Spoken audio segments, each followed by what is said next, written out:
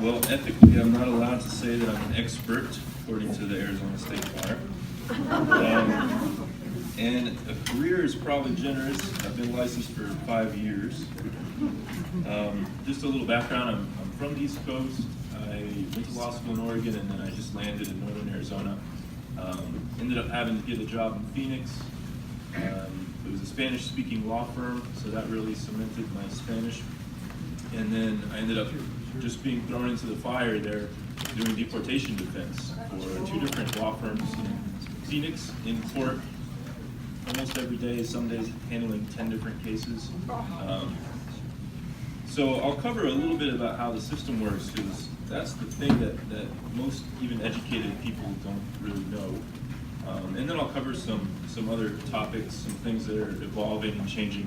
And just let me know if it's not loud enough and so forth. Please interrupt with questions. I'm used to that because I'm also a trial lawyer doing family law mostly. So let's see.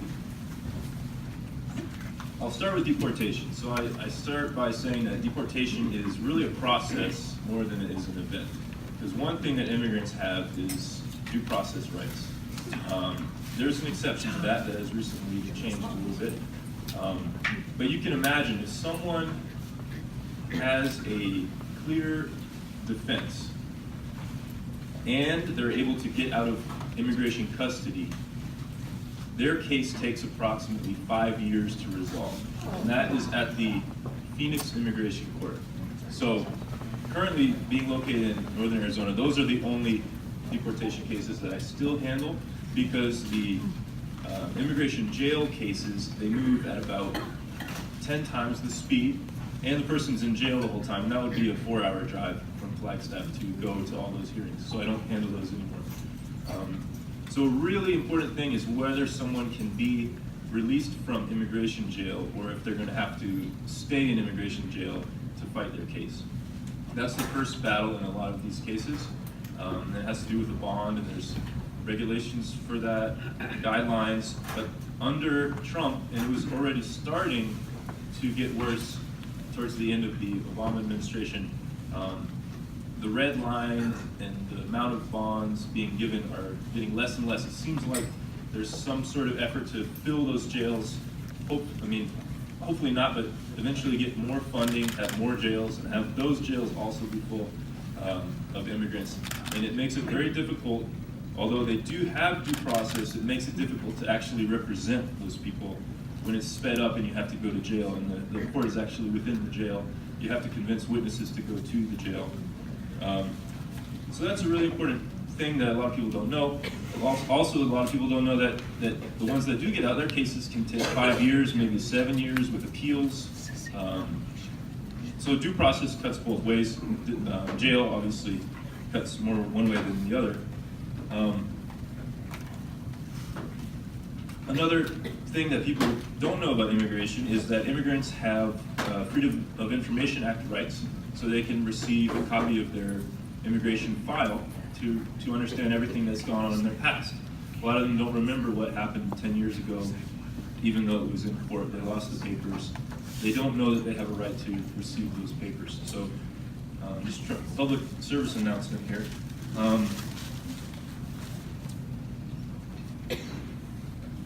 The news is really, yes, go ahead. I'm just curious, are those papers in Spanish or in their native language? No, they would be government documents. So any application that was filed, any court proceeding, and sometimes even encounters at the border with Customs and Border Patrol can be obtained. But is it in a language that they can Well, they're U.S. government documents, so they're all in English. Unless there happened to be something included that was in Spanish in the application or proceeding. So we're talking about there. Yes, go ahead. You say immigration jail. Is that Florence? Is that the detention center in California? What is immigration jail? Okay. Private prisons? As far as I know, that they're almost exclusively private. Eloy is the biggest one. Florence is the second biggest one in Arizona. Most large states have a detention facility. and they're usually located within an hour or two of the biggest city in that state. It's a private correction. I think their name actually Correction Facility of America. Yeah. But they run it. ICE just operates it. It's their office building. Yep. Would you please repeat your question so? Sure. Thank you. He asked what the immigration detention centers were. They are almost exclusively privately run prisons. And it's just where the due process takes place for these immigrants who are either being deported or have some defense or trying to get a bond. Yes? Is there a cost for you to represent them? Or- Is there a cost to represent? Yeah, there's no such thing as a public defender for immigration. It's all private or volunteer organizations. And I will say, the only volunteer organization that I've ever seen that's actually doing anything substantial is called the Florence Project with respect to detained immigrants. So if you want to volunteer somewhere and help specifically detained immigrants, the Florence Project is where I would recommend. Yes? About 4 months ago, I sponsored a Guatemalan lady who crossed the border on January 1st, was detained and in jail in Texas. My neighbors, who are Guatemalans, asked me to sponsor this lady. And I thought, I better do this. I don't think I can live with myself. So they put up a $10,000 bond, and I went to Phoenix. And about 2 hours later, she was released from jail. And she's now living with her husband in the apartment next to me. Her first court date is October 1st. The reason she came here is she has an abusive father. Her name is America Rosemary Alvarado Florence. And she's a honey. Trust me. What's her future like? I don't have enough information right now to say, but it sounds like she was applying for asylum, or is her husband a citizen? I don't ask them that question. Okay. It sounds like she's applying for asylum, and I don't know what you meant by the word sponsored, because there's different uses of that word. Okay. Her first court date is in October in Phoenix, right? October 1st. So there's two different types of advice on that. If she has an attorney with her at that court date, she will get an automatic continuance, which is called attorney prep time. Unless that attorney strategically, which might be what I would do, is trying to get her work permit as soon as possible, in which case she can't cause any delays in her own procedure in order to get her own work permit. So he would at least submit her asylum application on that date and receive another court date in approximately a year. And her case, if I'm guessing that it's asylum, is going to take probably 3 years to resolve. But she has an attorney, so. And selfishly speaking, I'm not gonna get the form. Once again, I don't know the definition of sponsored that you were utilizing there, so I can't really explain more. They did well. All right. So, Let's go, sir. the most complicated area of immigration law is the criminal and immigration connection. There are circuit splits, meaning we're in the Ninth Circuit, California and the West Coast and Arizona. The definitions of crimes are then put through the case law from the Ninth Circuit to determine what the consequences for the immigrant are. And that there's, how many circuits? She's an attorney. 12, right? So they're all different circuits. So I've had a client in El Paso who, if he had just stayed over here, he would have been fine, but he went to Texas, the Fifth Circuit, and so he was in deportation proceedings. So if you're wondering what's the most complicated area, that's definitely it. So asylum, I wanted to explain. there's been some changes in asylum, namely that people used to be able to present themselves at the border if they had a credible fear of returning to their country, Mexico usually, they could be paroled into the U.S. free, seek out a lawyer or free legal representation, end up in the deportation process, have a case that took around 3 to 5 years, have a work permit during that time, and then, either be approved or not. With the Trump administration, more of those people are being detained. So they're being forced into this 6-month process as opposed to a 3 to 5 year process, and that's just a very difficult decision. Although I will say, I recently encountered someone who came, and because they had children with them, the ICE officer paroled them in. So it's less common, just like bonds are less common, still happen. And I'd say that there's some sort of push to create the facts necessary to argue that we need more funding for jails and enforcement. So it's happening in that sort of way. But like I was telling people at our table, I think that there is, blame to go around with the issues we're facing. Congress has not had any significant reform since 1997 of immigration laws. There's certainly a connection with the DACA program that Obama did, which was unprecedented, and people sending their children to the border alone. There's a connection there because these people aren't educated. They don't understand that just because the president did something once doesn't mean they're going to do it again, for example. There's been some positive reforms. There's now a program for people to apply for a certain type of waiver within the U.S. instead of going outside of the U.S. In the most common situation, when they have an illegal entry and they marry a U.S. citizen, they can now apply for that waiver within the U.S. and then leave. Now the problem with that is it's become sort of an industry for a lot of lawyers that don't really explain the probability of success. So you have people charging thousands of dollars for a case that has less than 10% chance of success. And so there's, nothing is perfect within the system, for sure. I have a question. Yes. What would some of the elements be to make an illegal person that marries a American have their case succeed or fail?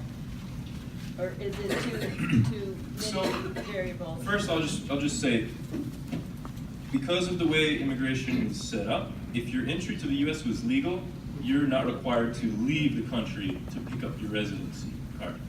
So people who have legal entries do not fit into this category. It's people who have usually one illegal entry who are eligible for this waiver, and it's called an extreme hardship. So if the spouse is a diabetic and the other spouse, the immigrant spouse, prepares all their meals, takes care of them, makes most of the money, then that's an extreme hardship. If they're both healthy, not an extreme hardship. Certainly less than 50% chance of winning. We suggest psychological exams to determine if there's anxiety, depression related to immigration. The children are not the primary hardship, so they'd be a secondary hardship. But we basically do our best. The clear cases are health issues, basically. Yeah. Who's paying the fees for all this legal work and legal advice? It's all private. So I knew that my jobs in Phoenix were temporary because I did not like the business ethics side. The more I practice on my own, I realized there's really not a good way to charge money to poor immigrants. There's not a great way to do it. So some things I do is if I'm referred cases from nonprofit organizations, then I try to really offer low rates and seek volunteer help and create a network like that. But I'm a capitalist and own my own business, so if someone walks in my door and say, hey, I want this done, what's your price? I just tell them and then hope that they can pay it. I'm very open to training qualified people. They don't need to be attorneys to handle specific things such as Freedom of Information Act requests and other kind of issues that could be explained and could be handled kind of from afar, and I could be in a supervisory role. That's what it would really take, and it would take the right kind of commitment because well, like in Flagstaff, we just had our legal aid office basically collapse. Everyone that I had been working with there is gone. So when they get new employees there, I'm gonna reach out again, and because they have the grant money to help people who have a clear path to residency with federal grant money. But the problem is they have the high turnover rate. So it's not easy. So, I'm skeptical of every volunteer but I'm optimistic also, and I stay connected to all the groups like Flagstaff Plaza Comunitaria, Prescott Plaza Comunitaria, the Mexican Consulate. They invite me to speak at their events, and they have some certain programs to pay for legal fees as well. Yes?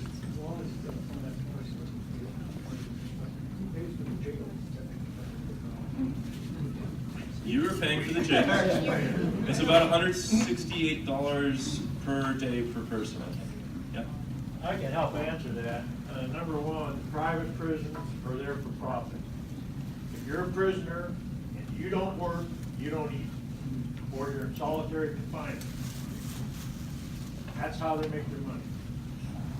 Our dearly beloved Attorney General, Jeff Sessions, has major stock in private prisons. That's why he's going after the Hispanic, that's why he's going after the blacks. Because he's making money off it. This is nothing but legalized slavery. I think you're onto I don't want to something. scare anybody, but this is happening. I would say Everybody that, knows it. yeah, I think it was going on long before Jeff Sessions or Trump. It was very clear to us who were in the trenches doing bonds when Obama was president that when the prison population started to decline, all of a sudden the judges would stop approving bonds. So it was just as true in some sense under the Obama administration. I mean, it's a question of degree, right? Ducey is largely backed by the private prison industry. What is? Yes? Please go back to announcing what the person either says or asks. We Sorry. can't hear. Okay. Which one were you curious about? Just the latest. The prison? No, we got that. The gentleman that Oh. just spoke to you from that other side. It was a statement. He said that Ducey is largely funded by private prisons. Thank you. And I'm not sure if that's true. Okay. What is the role of local government and local people? Sorry. Go ahead. I'll do that next. A couple of years ago, we had a lot of unaccompanied minors coming to the U.S. How is their situation different in terms of the way they're processed? And are they eligible, or were they eligible for DACA before Trump suspended it? Well, I'll start with the last thing. No, they never were. What I've noticed is that Mexicans are much more sophisticated than Central Americans at understanding our legal system.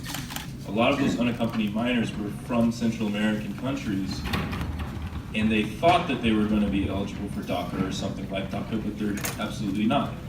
And they're in the asylum category, and that asylum category has been getting worse and worse treatment in the sense of being detained as opposed to being paroled. Paroled means you're free. I mean, I think that's common knowledge, I'm sorry. And detained means you're in jail. So,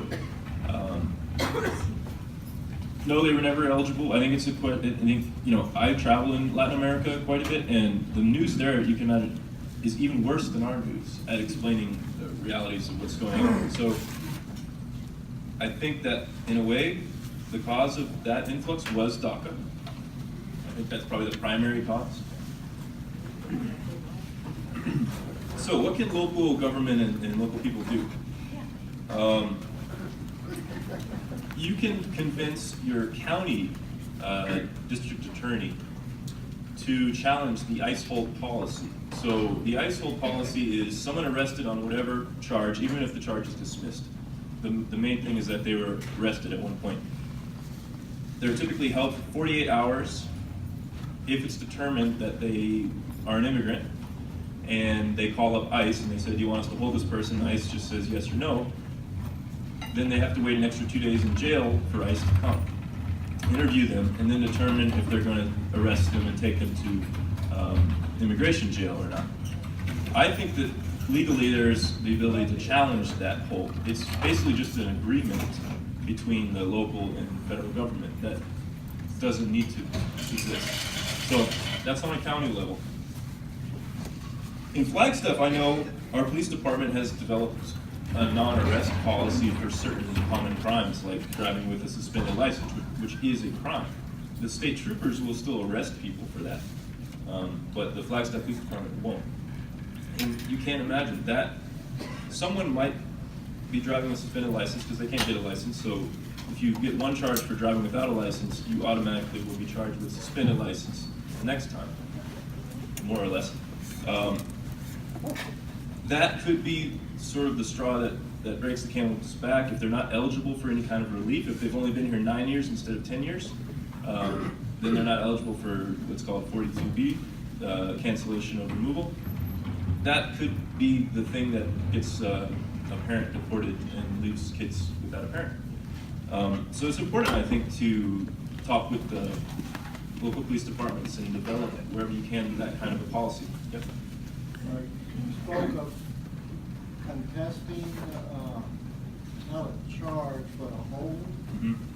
And would the person who was arrested be the one doing the contesting, or would there be No. someone doing it on their behalf? So the question was, how would you go about contesting the ICE hold, where the local jail holds the immigrants for 48 hours, waiting for immigration to drive up from Phoenix, basically, to do the interview with them? That would have to be on a county level through your county attorney on a legal challenge to that policy that has been in place, I'm guessing. I mean, I know it has in Yavapai County. So that is not on a case-by-case basis. That's a county level challenge. Okay, so something I'd like to mention is the U visa. The U visa is a visa for victims of a crime, specific crimes. Assault, domestic violence is the most common one, but obstruction of justice by an employer who is doing unlawful employment practices would also be a qualifying crime. There's a list, but essentially, if you can prove that someone is a victim of a crime, cooperates with police and the attorney if there's a criminal case, you can get them through the door to have a facially eligible application. After applying, a year from then they will get a prima facie determination that they're eligible. That will be valid as a way to stop a deportation for that person. And then currently these cases are taking 3 years. After 3 years, they will get non-immigrant status for 3 years, work permit, an Arizona driver's license, and after those 3 years, they can apply for residency. The reason I wanted to explain it, because it is complicated. It's one of these things that I would like really to train people to look for and do. One of the reasons, I don't want people falsely reporting crimes for immigration benefits, and I don't want local police departments to get flooded with hundreds of letters requesting their cooperation to sign these applications. But of course, I do think it's a great program. So this is something that people don't know about. It takes a little bit of finesse. You have to get a signature from a police officer or a prosecutor, and yet it's a great program. It fills a gap that might otherwise not be filled, but of course the person would have to be a victim of a crime. Yes? Who makes that application? The victim? Yes. Okay, can a law enforcement officer investigating that case, can he make or she make that application on behalf of his witness? They would never do that, in my experience, but it's possible to educate the law enforcement or the county attorney's office of the availability of this, and then have an avenue for them to communicate that to, so that the process could start. Or everyone here could start educating people about it too. But honestly, just a police report is sufficient to get through that hurdle. A police report where the person cooperated with the investigation. Then you find the police officer who worked on that police report, you write him a nice letter, he signs it, that's it. That can be the end of it. So I don't think that's a realistic goal, but what is a realistic goal is to just have this more well known and have people who are willing to pick it up after that first step. Does it visa apply to victims only or victims and witnesses? Victims and their families. It gets complicated with their families, but victims and their families. Okay, so if you're an undocumented witness, you cannot avail yourself, nor can law enforcement avail themselves of it. No. Other things that local people can do. Yes, go ahead. I'll follow up to this question. Can't the undocumented witness be paroled back into the country for trial? Testify at trial? Absolutely, yeah. Yeah. And also, this U visa can also work for someone who's in Mexico who was a victim of a crime in the U.S. previously. So what can local people and local governments do? You know, there are a lot of immigration scams and unethical behavior, essentially, and just to look out for that, to kind of understand that these people are a lot of times basically illiterate, uneducated, but perfectly qualified to work and be parents, and their kids are perfectly intelligent and able to navigate our society, but they can often become victims easily, and unfortunately by attorneys and non-attorneys who make claims that and charge a lot of money. So it's just something to watch out for. And also with employers, somehow to make the services that are legally available to these people and the volunteer organizations connect with these people is a really big challenge. I worked with the Prescott Plaza Comunitaria a little bit while I lived in Prescott, and that's something that they do. They just connect people with services, and they offer some services as well. So that's in this area. Yeah. If a undocumented person agrees to do some lawn work, and the homeowner, he works 6 hours and they only pay him for 3, is that any way of determining that he was a victim of a crime? That was really a throw-in. I mean, it's very complicated. So obstruction of justice would be the crime. So if you would report that, to some authority, and then they lie about it, and then they get charged with obstruction of justice, then yes. But I don't believe that would not be a crime, because that's a 1099 situation, and that would be a contract claim. But I'm not an employment attorney. So call the government agency that would investigate employers, or the federal agency that would investigate employers, and tell them the situation and ask them if it's a crime. And I'm guessing that it's only a crime if they don't cooperate with the investigation. But that was really just a throw-in. I mean, the most common crime is just assault, domestic violence. I was just say it's also a crime to hire an undocumented worker. The question was if it's a crime to hire an undocumented worker. It's not for a 1099 situation. So 1099, I'm sure you guys know, if you're not telling your employee when they have to start and when they have to finish and so forth, you can look it up. There's no duty to verify their social security number or anything. You have to 1099 them if you pay them, I believe, more than $800 within a year. That's just in Arizona? That's in the whole country. So I often tell people, if there's a way that you can legally have this person be a 1099 employee, then you're avoiding all of your problems. And immigrants can get an ITIN number, which allows them to pay taxes. And the IRS doesn't care as long as you're paying taxes. They're happy to give them a number. And they can use that for the 1099. Okay. So, please, any questions? I'm done with the kind of topics. Yes, go ahead. In the last couple of years, we've heard more about people that have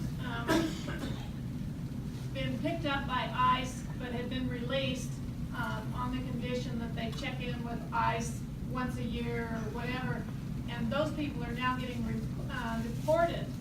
What's their situation, and why has it changed that when you agree to what you were told to do when you report, and you're staying clean and you're not doing crimes and stuff, what's changed that they're getting deported now?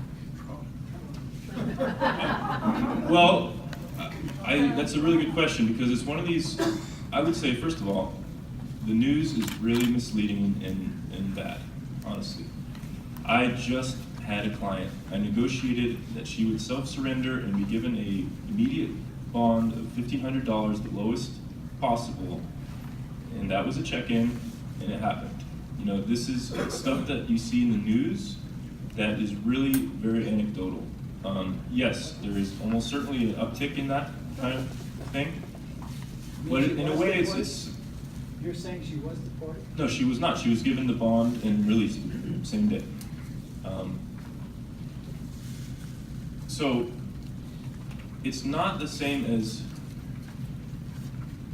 you know, typically people who don't understand the system and do care about immigration are very quick to say that it's militaristic and archaic and so forth. But these are people that are working in immigration, and there's a certain inertia that happens with these employees because they're not all fired when there's a change of policy or so forth. A lot of these people that you're hearing about in the news, the reason they were not deported before is because Obama basically had a policy that was against bad press. These people were deportable. He didn't want the bad press. Trump doesn't seem to care. He doesn't know the difference between good press and bad press.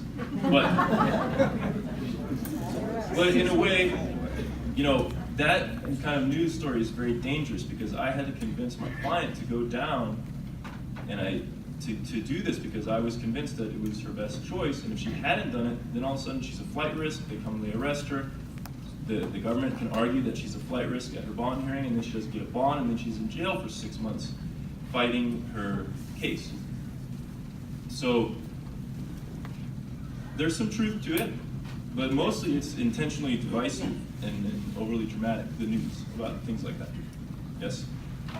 You can decline to answer this, but the Supreme Court of the state of Arizona made a very interesting, the Supreme Court of Arizona made a very interesting ruling today. They did not accept the lower court's, I can hear it.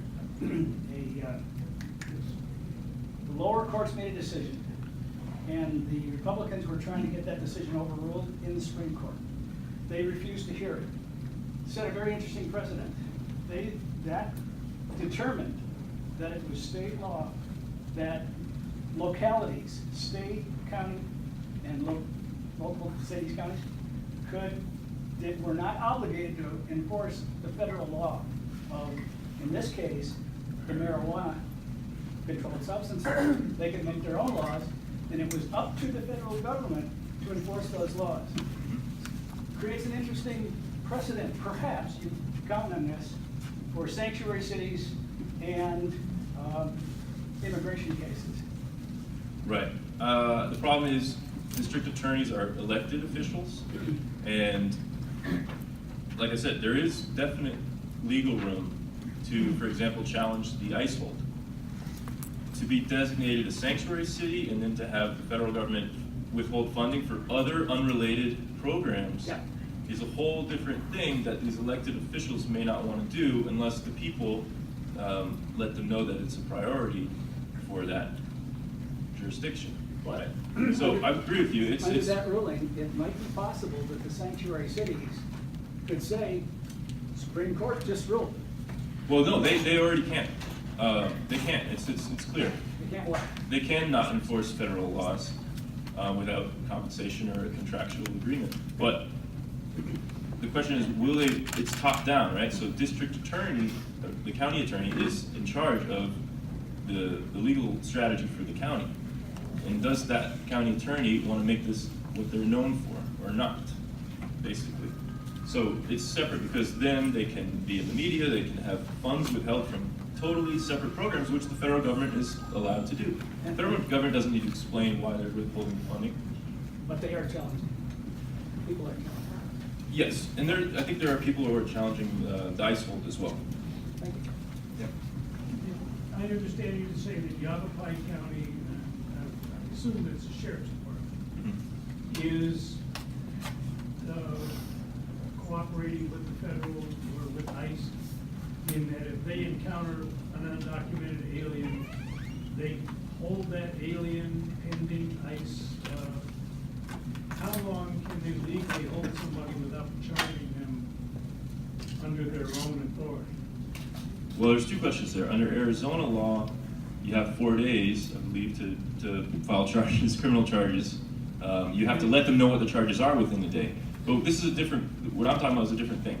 I'm talking about they've had their criminal process concluded in one way or another. They had a family member pay their criminal bond, thus starting their release process. So a judge has mandated or said they can be released. Right. They said- Then that starts the 48-hour hold. That starts the hold. ICE has already been contacted at that point to determine if there's a hold or not. And then the ICE says yes, and then that's the hold. Then ICE has 48 hours to come and interview that person to determine if they want to arrest them or not and take them to Eloy and for the immigration jail. So yes, Yavapai County, all counties in Arizona that I know of are doing that. So you can be arrested, you can be released by a magistrate, and you can still be held without charge in this case for another 48 hours. Yeah, What it's- is your, say a U.S. citizen finds himself in that situation, and a U.S. citizen is waiting for ICE to decide what to do. What's my recourse? There's a 1983 civil recourse, I believe, to sue the government for wrongful imprisonment, but there's basically no recourse. I mean, it's a practice. It has very unclear legal basis, but it happens, and I think that it should be challenged, as often as it can be. But I worked on a border. If I arrested somebody on a out-of-state warrant, I would hold them long enough to determine there was gonna be an extradition. No extradition, everybody left. And I never held anybody, our policy was not to hold anybody for any longer than 2 or 3 hours. Right. So this policy is call ICE, determine if they want to hold them or not. They do, and then instead of 2 and 3, it's 48. Okay, and there is no written interchange. In other words, this is all done with a handshake over the phone. Okay, so the question is if this is over the phone? Yes, my understanding is it's over the phone. Okay, let's have one more question. Okay.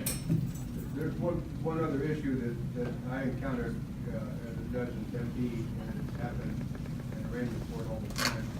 You have somebody that's charged, they would be released on their own recognizance under normal circumstances. But there's an ICE hold, the jail knows there's an ICE hold. I tell the judge, and they tell me there's an ICE hold, judge, and then I'm thinking real quickly, how about $100 bond? And the $100 bond keeps them from being deported during those times.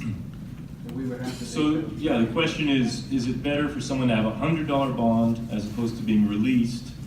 Because that would keep ICE from coming. And yes, if someone calls me and I'm able to visit the client in jail within the next day or two, I tell them not to pay the bond so that I can visit them, we can develop their case strategy before ICE comes.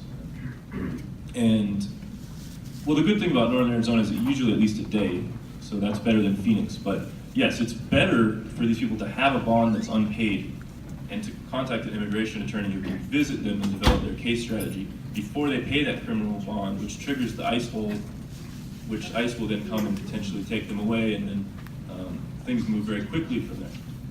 But, is that all? All right. All right, well, thank you, Elliot.